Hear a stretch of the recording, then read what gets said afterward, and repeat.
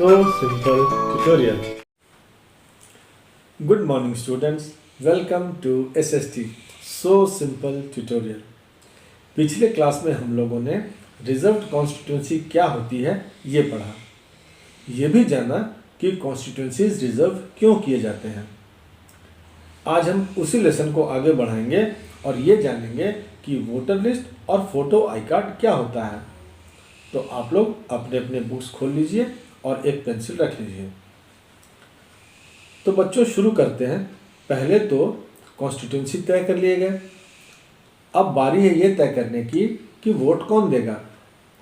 तो इलेक्शन से काफ़ी पहले एलिजिबल वोटर्स की एक लिस्ट तैयार कर ली जाती है। इस लिस्ट को ऑफिशियली इलेक्टोरल रोल कहा जाता है और आम बोलचाल में वोटर लिस्ट कहा जाता है। तो ये काम करता कौन है?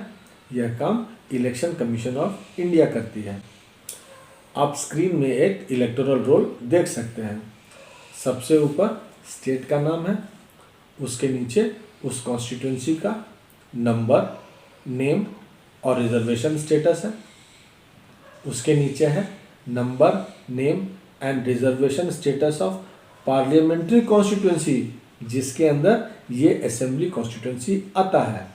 उसके नीचे कब ये लिस्ट रिवाइज हुई है, उसके बाद पोलिंग स्टेशन का डिटेल्स, उसके नीचे उस बूथ में कितने वोटर्स हैं, लास्ट में वोटर्स की लिस्ट शुरू होती है।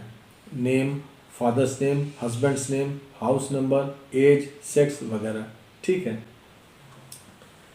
अभी अभी हमने what makes an election democratic में फर्स्ट पॉइंट यही पढ़ा कि everyone should be able to choose.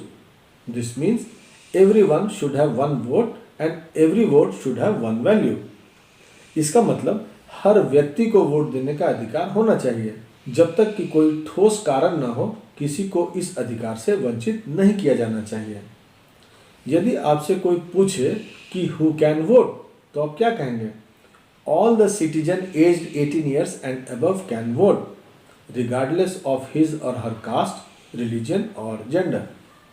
अब दूसरा सवाल, हु कांट वोट? तो बुक देखिए। Some criminals and person with unsound mind can be denied the right to vote but only in rare situations. ऐसा नहीं है कि एक बार वोटर लिस्ट बन गया तो हमेशा के लिए हो गया। इसमें हमेशा सुधार किया जाता रहता है। क्यों? क्योंकि जैसे अभी आप लोग क्लास 9 में हैं, तो आपकी उम्र अभी 14 ईयर्स के आसपास होगी। 4 साल के बाद आप 18 के हो जाएंगे, तो आपका नाम वोटर लिस्ट में ऐड होना चाहिए ना। ऐसा भी हो सकता है कि कुछ लोग उस इलाके को छोड़कर चले गए हों या कुछ लोगों की डेथ हो गई हो, तो उनका नाम डिलीट भी होना चाहिए। इसीलिए वोटर लिस्ट को हमेशा रिवाइज करके अप टू डेट रखा जाता है। समझ गए? जैसे आप स्कूल जाते हैं तो आपके पहचान के लिए स्कूल आई कार्ड होता है, उसी तरह वोटर्स के लिए भी वोटर आई कार्ड की व्यवस्था शुरू की गई है। गवर्नमेंट ये कोशिश करती है कि जितने भी वोटर्स का नाम वोटर लिस्ट में है उतने आई कार्ड बन जाएं। इस आई कार्ड को EPIC मतलब इलेक्टोरल फोटो आइडेंटिटी कार्ड कहते हैं। लोग जब वोट डालने जाते हैं तो उन्हें अपने साथ आई कार्ड रखना पड़ता है।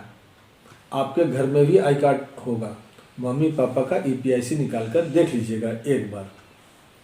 तो what is the purpose of I card? Book देखिए। The voters are required to carry this card so that no one can vote for someone else. इसको अंडरलाइन कर लीजिए। वोटर की सही पहचान हो और वो किसी और का वोट न डाल दे। पर यह अभी मैंडेटरी नहीं हुआ है। यदि किसी का EPIC नहीं बन पाया है तो ऐसा नहीं है कि उसे वोट देने नहीं दिया जाएगा। आपका नाम वोटर लिस्ट में होना जरूरी है। यदि किसी का नाम वोटर लिस्ट में है तो वह व्यक्ति कोई भी प्रूफ ऑफ आइडेंटिटी दिखा सकता है, जैसे राशन कार्ड, ड्राइविंग लाइसेंस वगैरह, और अपना वोट डाल सकता है। तो ये हुई इलेक्टोरल रोल और EPIC की बात। आई होप आप लोग वोटर कार्ड और फोटो आइडेंटिटी कार्ड समझ गए होंगे। तो हम लोग आज की पढ़ाई यहीं समाप्त करते हैं।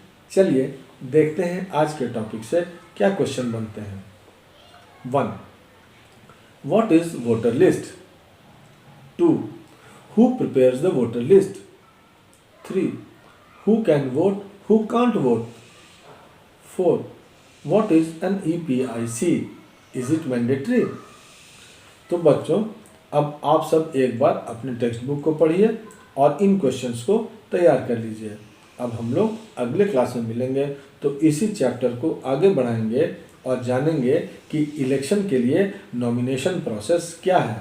तब तक keep reading and have a nice time. Thank you.